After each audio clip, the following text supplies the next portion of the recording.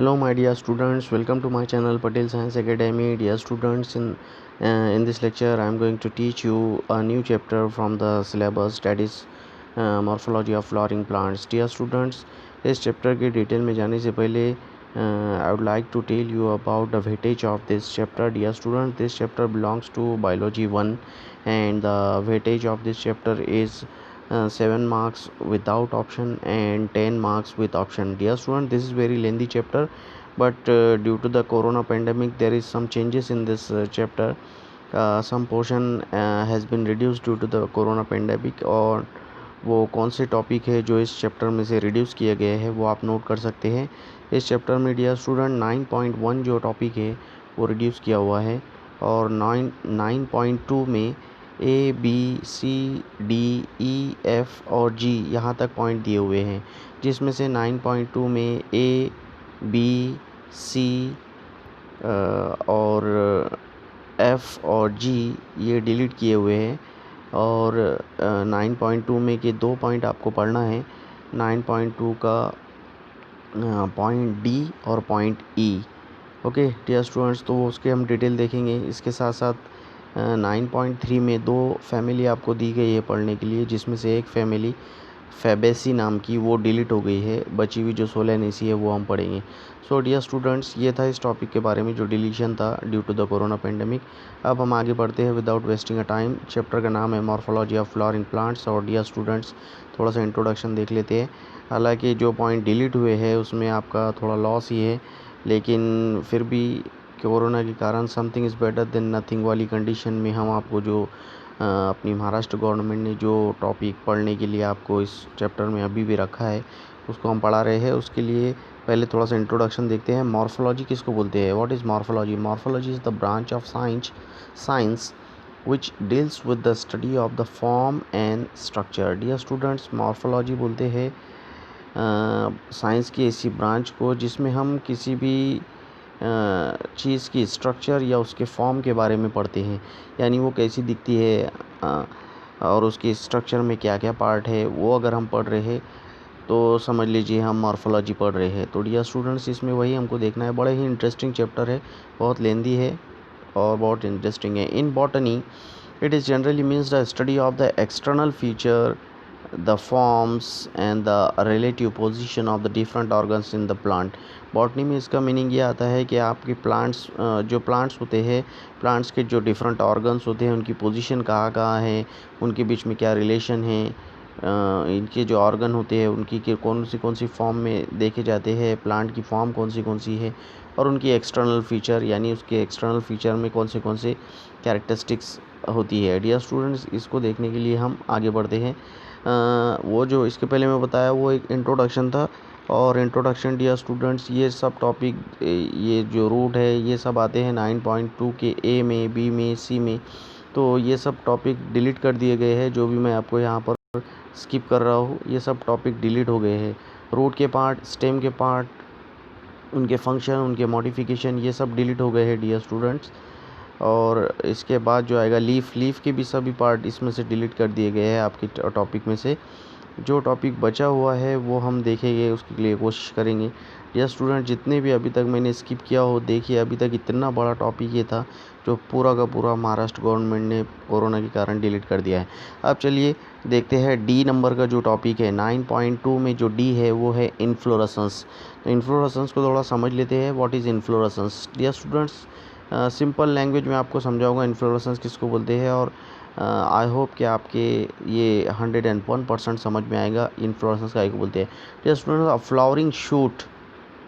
Flowering shoot और an axis, ऐसी plant का वो पार्ट, वो स्टॉक, वो एक्सिस या वो शूट या वो डंडी जिस पे फ्लावर लगते हैं उसको फ्लावरिंग शूट बोलते हैं या फ्लावरिंग एक्सिस होती है, एक्सिस बोलते हैं. It bears a cluster of the flowers. आपने देखा होगा डियर स्टूडेंट्स, बहुत सारे प्लांट को फ्लावर की एक जो एक्सिस होती है या जो शूट होती है उस पे एक फ्लावर का एक क्लस्टर होता है, एक पूरा ग्रुप में फ्लावर होते हैं, एक गुच्छा का गुच्छा उसमें होता है फ्लावर का.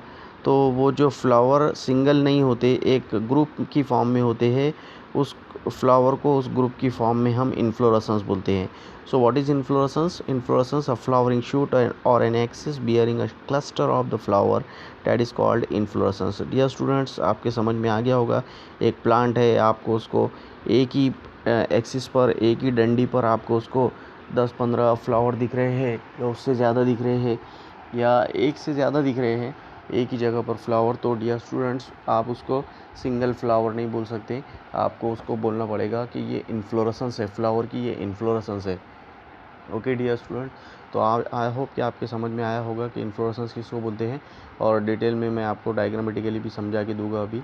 When a shoot tip transform into a flower it is called solitary flower. Dear students, जब किसी शूट की यानी जब किसी डंडी की जो टिप होती है उसकी ऊपर का वाला पार्ट जो होता है, जब वो फ्लावर में कन्वर्ट हो जाता है तो ऐसे फ्लावर को सॉलिटरी फ्लावर बोलते हैं। सॉलिटरी फ्लावर यानी एक ऐसा फ्लावर जो सिंगल है, and it can be solitary terminal जैसे कि पॉपी प्लांट में होता है, और सॉलिटरी एक्सिलरी जैसे हिबिस्कस और चाइना रोज़ वाले प्लांट में होता है कि वो साइड वाले जो प्लांट की जो डंडी होती है वो कन्वर्ट हो जाती है फ्लावर में, या फिर पॉपी नाम का जो प्लांट है उसमें जो है सॉलिटरी जो है टर्मिनल फ्लावर होता है, यानी उसकी जो टिप है वो टर्न हो जाती है फ्लावर में।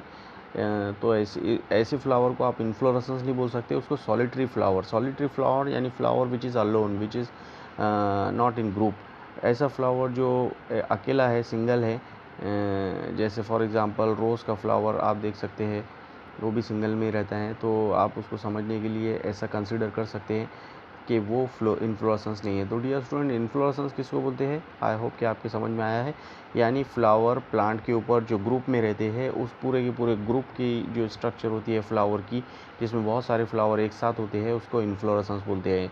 तो इंग्लिश में उसे ऐसा बोलना चाहिए, द फ्लावरिंग शूट और an axis is bearing a cluster means group और गुच्छा, cluster of the flower is called inflorescence. तो डियर स्टूडेंट्स, आई होप कि आपको इन्फ्लोरेसेंस समझ में आया है, व्हाट इज़ इन्फ्लोरेसेंस। ये टॉपिक 9.2 में डी वाला टॉपिक है जो डिलीट नहीं किया गया है, ये आपको पढ़ना है डियर स्टूडेंट।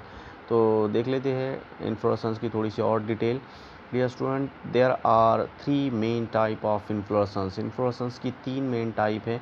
आई होप आपके इन्फ्लोरेसेंस की डेफिनेशन समझ में आ गई है। अभी आपको ये जो डायग्राम दिख रही है इसको मैं ज़रा जूम करके दिखाता हूँ आपको। ये सिंगल फ्लावर है या बहुत सारे फ्लावर है, आपको दिख रहा होगा ये बहुत सारे फ्लावर है, बीच में एक डंडी आपको दिख रही है। ये देखिए एक जो स्टॉक लाइक स्ट्रक्चर है, ये जो बीच में स्टॉक की तरह स्ट्रक्चर जो दिख रहा है ये है फ्लोरल एक्सिस, और वो फ्लोरल शूट जिसको बहुत सारे फ्लावर लगे हैं, ये आप देख सकते हैं बहुत सारे फ्लावर यहाँ पर लगे हुए हैं। तो डियर स्टूडेंट्स, ये जो फ्लावर है जो इस डंडी पर लगे हुए हैं, जो इस एक्सिस पर लगे हुए हैं, इस पूरी की पूरी स्ट्रक्चर को आप फ्लावर नहीं बोलेंगे क्योंकि बहुत सारे फ्लावर एक साथ है, इसको हम क्या बोलेंगे? इन्फ्लोरेसेंस। तो डियर स्टूडेंट्स, इन्फ्लोरेसेंस 3 टाइप के होते हैं, और वो 3 टाइप में कौन सी टाइप आती है देखते हैं। पहले नंबर की टाइप जो है इन्फ्लोरेसेंस की, रेसिमोस उसको बोलते हैं। दूसरी नंबर की जो टाइप है उसको साइमोस बोलते हैं, और तीसरी जो टाइप है वो स्पेशल टाइप है। डियर स्टूडेंट, इसमें से 2 आपको पढ़ना है, रेसिमोस और साइमोस। तो ये बहुत ही इम्पॉर्टेंट टॉपिक है, और आपकी सराउंडिंग में you have seen, I hope so, lot of time the different type of inflorescence in your life. आपके गार्डन में, घर में, आपके घर के आजू बाजू में, सराउंडिंग में आपने बहुत बार फ्लावर्स देखे होंगे और फ्लावर के ग्रुप में फ्लावर देखे होंगे। तो आज से आप उसको इन्फ्लोरेसेंस वर्ड यूज़ करना चाहिए, और वो रेसिमोस है या साइमोस, इसको मैं समझा के देता हूँ कि इसकी ये 2 टाइप जो है आप जो मेन आपको पढ़ने के लिए दी गई है इसको कैसे समझना है। या स्टूडेंट, रेसिमोस इन्फ्लोरेसेंस पहले स्टार्ट करते हैं। रेसिमोस इन्फ्लोरेसेंस काय को बोलते हैं? In this type of inflorescence the main axis possesses terminal bud which grows indefinitely, giving rise to a lateral and the axillary flowers, and flowers are borne acropetally. For example, the wheat plant, the radish plant, the amaranthus plant, the mustard plant and the willow plant, ये सब इसकी example है। Dear student, racemose किसको बोलते हैं? एक ऐसा plant in this type of inflorescence the main axis possesses terminal bud. जो मेन एक्सिस होती है यानी जिसको फ्लावर लगते हैं उसके पास जो है टर्मिनल बड होता है, यानी कि यहाँ पर, एक मिनट आपको मैं यहाँ पर डायग्रामेटिकली अच्छे से समझा के देता हूँ एक बार फिर से, कि यहाँ पर ये जो दिख रहा है आपको, ये इसका टर्मिनल एरिया है, यानी यहाँ पर ये ख़त्म हो जाती है तो उसको टर्मिनल एंड बोलते हैं। तो टर्मिनल एंड पे अगर बड है, यानी कोई बड यहाँ पर है, इसका मतलब वो फ्लावर में कन्वर्ट होने वाली है। तो टर्मिनल बड अगर यहाँ पर है, which grows indefinitely giving rise to the lateral and the axillary flowers, जिसके कारण क्या होता है, इसके लेटरल साइड और एक्सिलरी साइड में, यानी ये जो साइड से जो है इसकी ब्रांचेस निकलती है और उसको फ्लावर लगते जाते हैं। तो इस तरह की स्ट्रक्चर, यानी जो ये मेन पार्ट है यहाँ पे टर्मिनल बड होता है और साइड में बहुत सारे फ्लावर जो है ओपन होते जाते हैं, जैसे इस स्ट्रक्चर में आप देख रहे हैं।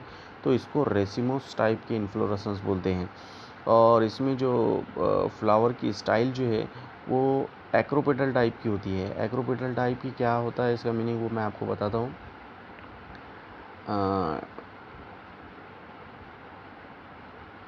ओके, हम देखते हैं इसमें एक्रोपेटल टाइप में कैसे फ्लावर का अरेंजमेंट होता है। यहाँ पर आपको बताता हूँ, एक्रोपेटल में अगर आप इसको गौर से देख रहे होंगे तो एक्रोपेटल अरेंजमेंट जो है फ्लावर का, वो काय को बोलते हैं, वो मैं आपको समझा के देता हूँ। एक्रोपेटल में या स्टूडेंट्स, अगर आप यहाँ पर गौर से देख रहे होंगे तो आपको ऊपर जो है बर्ड दिख रहे हैं और नीचे अगर आप अच्छे से देखेंगे तो नीचे आपको फ्लावर दिख रहे हैं।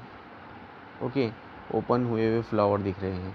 तो इसको बोलते हैं एक्रोपेटल सक्सेशन। मीन्स जो ओल्डर फ्लावर होते हैं वो नीचे की तरफ, यानी लोअर साइड में होते हैं, और जो यंगर फ्लावर होते हैं वो अपर साइड में, यानी टिप की तरफ होते हैं।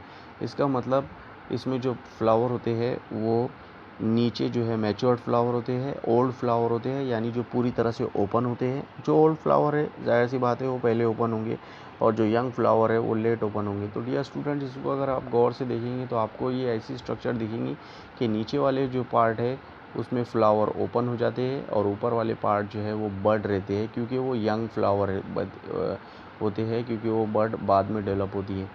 ओके डियर स्टूडेंट्स, तो इस तरह का जो अरेंजमेंट है जिसमें ऊपर वाले फ्लावर जो है पहले ओपन होते हैं और नीचे वाले फ्लावर ऊपर वाले फ्लावर जो है वो बाद में ओपन होते हैं, और नीचे वाले फ्लावर और साइड वाले फ्लावर जो है वो जल्दी ओपन होते हैं, पहले ओपन होते हैं। उसके बाद ऊपर वाले, यानी टर्मिनल एंड वाली जो फ्लावर होते हैं, वो बड जो होती है वो बनती है। तो इस तरह की जो स्ट्रक्चर है, इसमें नीचे और साइड वाले फ्लावर पहले ओपन होते हैं, ओल्ड होते हैं, और ऊपर वाले फ्लावर जो है वो बड रहते हैं, बाद में ओपन होते हैं, नीचे वालों के और साइड वालों के। तो इस तरह के अरेंजमेंट को एक्रोपेटल सक्सेशन बोलते हैं। इस अगर स्लाइड में हम देखें तो 3 पॉइंट इसमें याद रखने लायक है, कि एक तो इन्फ्लोरेसेंस और उसकी 3 टाइप, जिसमें से 2 आपको पढ़ना है, रेसिमोस और रेसिमोस की डेफिनेशन। रेसिमोस में क्या होता है कि मेन एक्सिस जो है उसमें टर्मिनल बड आ जाता है, यानी वो जो है बड पर जाके एंड हो जाती है, और ये जिसके कारण एक्सिलरी फ्लावर और लेटरल फ्लावर, यानी साइड से फ्लावर निकलना शुरू हो जाते हैं।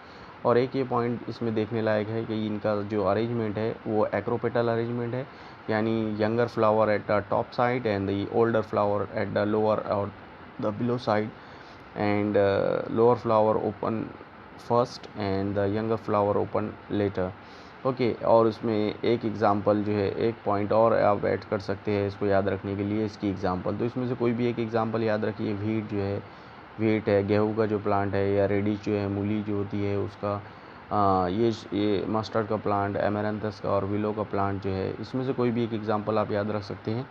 ये हुआ रेसिमोस, यानी आर से आप इसको याद रखिए। आर में रेसिमोस इन्फ्लोरेसेंस होती है, यानी इसमें फ्लावर इस स्टाइल से लगते हैं कि यंगर फ्लावर ऊपर और ओल्डर फ्लावर नीचे। अब हम देखते हैं दूसरा वाला पॉइंट। ये आप डायग्रामेटिकली विलो का प्लांट देख सकते हैं। यहाँ पर ये विलो का प्लांट इस तरह से दिखता है। यहाँ पर भी आप व्हीट के और मस्टर्ड के जो है प्लांट देख सकते हैं। ओके डियर स्टूडेंट्स, आप बढ़ते हैं आगे की तरफ और आप देखते हैं सेकंड टाइप इन्फ्लोरेसेंस की, जिसका नाम है साइमोस इन्फ्लोरेसेंस। तो dear students, cymose inflorescence exactly racemose की तरह तो नहीं होगी, इसके पॉइंट भी उससे जो है डिफरेंट होंगे। तो in this type of inflorescence what happens, the main axis terminate into a flower. Okay या स्टूडेंट, इसके पहले हमने क्या देखा, जो रेसिमोस टाइप थी उसमें जो मेन एक्सिस थी वो बड बन के ऊपर की तरफ जो है ग्रो होते जा रही थी, लेकिन ये जो है और इनडेफिनेट ग्रोथ थी उसकी, यानी वो जो है उसकी ज़्यादा जो है लेंथ बढ़ती जाती थी और वो इन्फ्लोरेसेंस जो है बहुत लंबी दिखती थी। ओके लेकिन यहाँ पर जो इन्फ्लोरेसेंस डियर स्टूडेंट्स ये शॉर्ट है। क्यों शॉर्ट है? क्योंकि इसमें इसका जो मेन एक्सिस है वो फ्लावर बन जाता है। ओके अब अगर मेन एक्सिस फ्लावर बन गया तो वो जो डंडी है वो ज़्यादा ऊपर की तरफ नहीं जाएगी और साइड की तरफ फैलेगी। ओके तो further growth takes place by the lateral branches, तो फिर जो साइड में जो ब्रांचेस उसकी निकल के आती हैं which arises below the terminal flowers, तो जो टर्मिनल फ्लावर्स के नीचे जो है वो फिर आगे बढ़ती जाती है। एग्जांपल जैसे जास्मिन का प्लांट, जैसे फनेल का प्लांट, और flowers are born in a basipetal order. तो dear students main axis has limited growth. तो इसमें से अगर हम कंपेयर करें तो साइमोस में क्या हुआ, लिमिटेड ग्रोथ है, ज़्यादा लंबी डंडी नहीं बनी। दूसरा जो टर्मिनल एंड है वो फ्लावर बन गया, उसमें टर्मिनल एंड फ्लावर नहीं बनता है और उसकी जो ग्रोथ होती है वो इनडेफिनिट होती है, यानी लॉन्ग जो है ज़्यादा उसकी लंबाई होती है। इसकी कैसी है, इसकी शॉर्ट है, लिमिटेड ग्रोथ है, छोटी सी डंडी दिखेगी आपको। और सबसे मेन बात जो है टर्मिनल एंड यानी ऊपर की तरफ जो है कोई बर्ड नहीं दिखेगा, ऊपर एक फ्लावर बन जाएगा। तो फिर अब क्या होगा, नीचे की तरफ जो है फ्लावर जो है लेटरल साइड में बढ़ते जाएगी। ओके आप इस डायग्राम में देख सकते हैं, आपको ऐसा कोई लंबी जैसी स्ट्रक्चर नहीं दिख रही। क्यों नहीं दिख रही? क्योंकि ये फ्लावर बन गया है, इसका टर्मिनल एंड जो है वो फ्लावर बन गया है, वो बर्ड नहीं है, फ्लावर में कन्वर्ट हो गया है। इसके कारण क्या हो गया है, ये अपनी जगह पर वही के वही फैल गया है।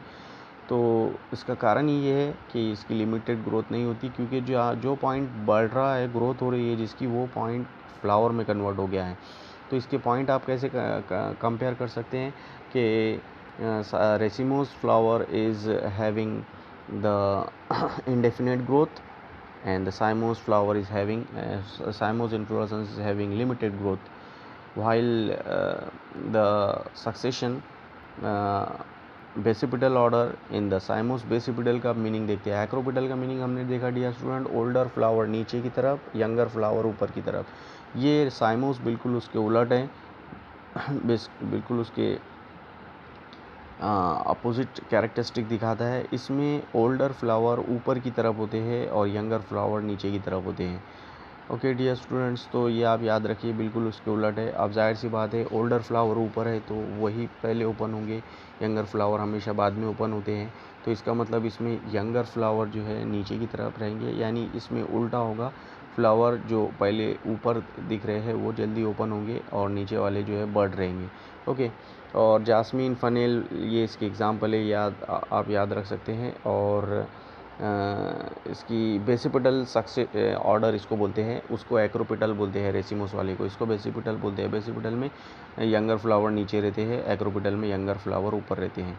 ओके डियर स्टूडेंट्स, तो ये आप देख सकते हैं, यहाँ पर आपको क्या दिख रहा है, जैत्रोपा करके एक प्लांट है, उसमें आप देख रहे हैं ज़्यादा बड़ा इसकी डंडी नहीं जाती है, क्योंकि ये लिमिटेड ग्रोथ होती है। मेन एक्सिस जो है लिमिटेड ग्रोथ दिखाता है। अब अगर आप देखिए, ये मेन एक्सिस अगर फ्लावर बन गया है तो जाहिर सी बात है नीचे वाले बर्ड जो है वो उसके लेटरल साइड में ही जाएंगे, क्योंकि उनको जगह ही नहीं है ऊपर जाने के लिए। ओके और ये जो बर्ड है, ये जो बर्ड दिख रहे हैं आपको, ये बर्ड नीचे रह जाएंगे। तो ये डियर स्टूडेंट्स, सबसे पहले कौन सा फ्लावर ओपन होगा, वो जो सबसे ऊपर है। क्यों? क्योंकि वो बर्ड में जो बर्ड था वो कन्वर्ट हो गया है फ्लावर में, तो इसकी लिमिटेड ग्रोथ है। और ऊपर वाले अपर साइड वाले फ्लावर पहले ओपन होते हैं, लोअर साइड वाले फ्लावर बाद में ओपन होते हैं। तो ये हो गया डियर स्टूडेंट बिल्कुल रेसिमोस के उलट, यानी इसमें रेसिमोस में ऊपर वाले फ्लावर बाद में ओपन होते थे, इसमें ऊपर वाले फ्लावर पहले ओपन होते हैं और नीचे जो है बर्ड रह जाती है। इस तरह की जो इन्फ्लोरेसेंस होती है उसको बोलते हैं साइमोस टाइप ऑफ इन्फ्लोरेसेंस। तो डियर स्टूडेंट्स, इन्फ्लोरेसेंस में आप 4 पॉइंट कंपेयर कर सकते हैं। पहले दोनों की डेफिनेशन, उसके बाद दोनों की जो है ग्रोथ, किसकी डेफिनेट है किसकी इनडेफिनेट है। डेफिनेट यानी लिमिटेड, इनडेफिनेट यानी अनलिमिटेड, मतलब काफ़ी लंबी ग्रोथ होती है उसकी। और तीसरा पॉइंट जो है वो सक्सेशन यानी order of arrangement of the flowers कैसे होता है। तो रेसिमोस में एक्रोपिटल यानी यंगर ऊपर, ओल्डर नीचे, और साइमोस में बेसिपिटल यानी यंगर नीचे और ओल्डर ऊपर।